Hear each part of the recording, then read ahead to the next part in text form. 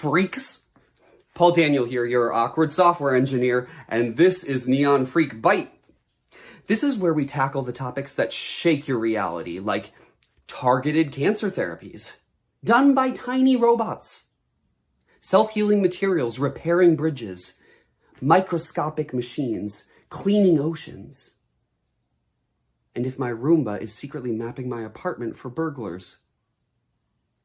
You know, stuff less discerning members of society ignore. We don't just ask what if, but what is. And what's next? Today, imagine microscopic robots swimming in your bloodstream, fixing you cell by cell. Miracle cure? Or the ultimate microscopic invasion? You're in the right place if that intrigues you. So if you haven't already, make sure you hit subscribe. All right? Let's get weird and bite this. Nanotechnology. Sounds like pure science fiction, right? Tiny machines, smaller than a human cell, doing stuff. Building things atom by atom, repairing tissues, maybe even fighting diseases. For decades, it's mostly been theoretical, confined to labs and research papers. But like AI, the progress is accelerating, moving from abstract concepts towards potential reality. And the implications? They are profoundly reality-shaking, offering godlike powers and potentially unleashing nightmares on a microscopic scale. So what are we talking about? Nanobots, nanomachines, nanites, whatever you call them. The basic idea is building functional machines at the nanoscale, measured in billionths of a meter. Think molecular scale gears, motors, sensors, even simple computers. Right now in 2025, we're not building armies of microscopic robots yet, but the building blocks are here. We can manipulate individual atoms, create complex molecular structures like carbon nanotubes, and design nanocarriers for targeted drug delivery, essentially tiny capsules that release medicine precisely where it's needed, like inside a tumor. This is already improving cancer treatments, reducing side effects. That's the exciting edge of current nanomedicine. Now project forward. The dream, the incredible potential, is for active nanobots. Imagine swarms of programmed microscopic machines injected into your bloodstream. Their mission, hunt down and destroy cancer cells individually, leaving healthy tissue untouched. Repair damaged nerves or tissues at the cellular level, potentially reversing paralysis or degenerative diseases like Alzheimer's. Clean out clogged arteries, fight off viruses or bacteria, far more effectively than antibiotics. It's the promise of perfect health, defeating disease from the inside out, maybe even radically extending lifespans by tackling aging at its molecular roots. How amazing would that feel?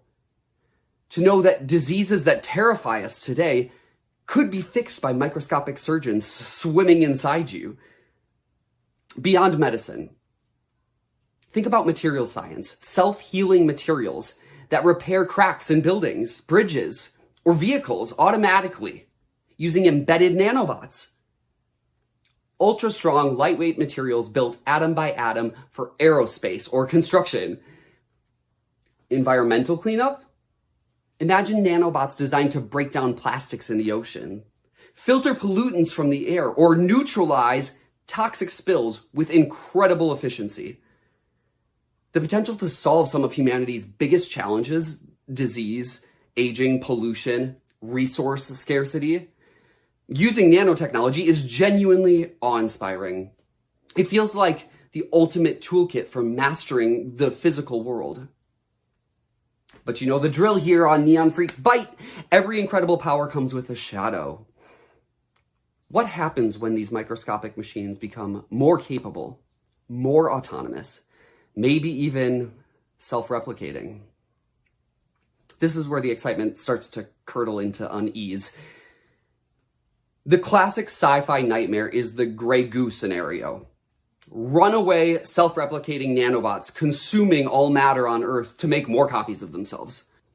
While most scientists consider this specific scenario unlikely due to energy constraints and design complexity, the underlying fear of loss of control is valid. What if therapeutic nanobots malfunction? What if there are unforeseen side effects years down the line from having artificial microscopic machines permanently residing in your body? How do you even remove them once they're deployed? The idea of your own biology being infiltrated, potentially permanently, by artificial constructs is deeply unsettling, regardless of the promised benefits. It taps into a primal fear about bodily integrity. Then there's surveillance. Forget cameras on every corner.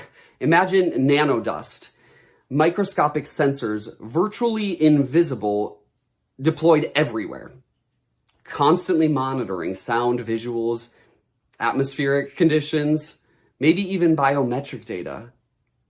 Who controls this dust? Governments, corporations? How do you opt out of surveillance when the sensors are smaller than a speck of pollen?